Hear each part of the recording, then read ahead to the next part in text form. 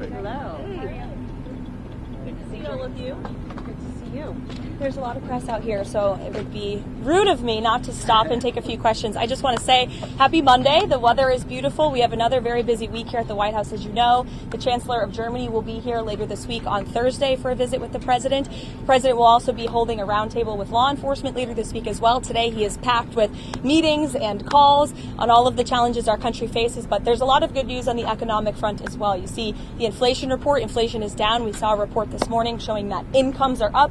Consumer confidence in May jumped to the highest it has had in a month jump in 4 years. So there's a lot of good news. There's a lot of work to do, and the President's hard at it. So why don't I take a few questions? Karoline, what can you say to the Jewish community today to ensure that the White House is doing everything they can to keep them safe after the horrific attack in Boulder, and also the 2 Israeli embassy staff who were targeted just last week here in our nation's capital? Yeah, we have seen 2 horrific cases of anti-Semitic violence in our country in the last 2 weeks, and it is unacceptable to this President and this White House. And rest assured to all Jewish Americans across our great country, this President has your back, and he's not going to allow anyone to take part in violent terrorism.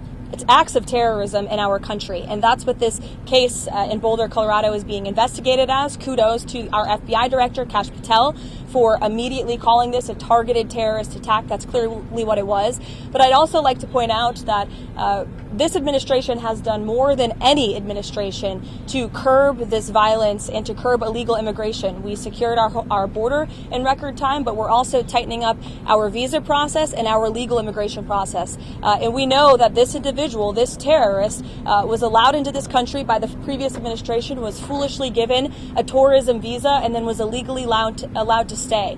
These individuals are going to be deported, and we're not going to tolerate such violence in our country. Karoline, last week you told me that Donald Trump was waiting until the talks between Russia and Ukraine today in order to make a judgment on whether or not Vladimir Putin wanted peace. Mm-hmm. Those talks have happened. Where does he stand, and is he willing to impose additional sanctions? I'll let the President speak on that himself. What's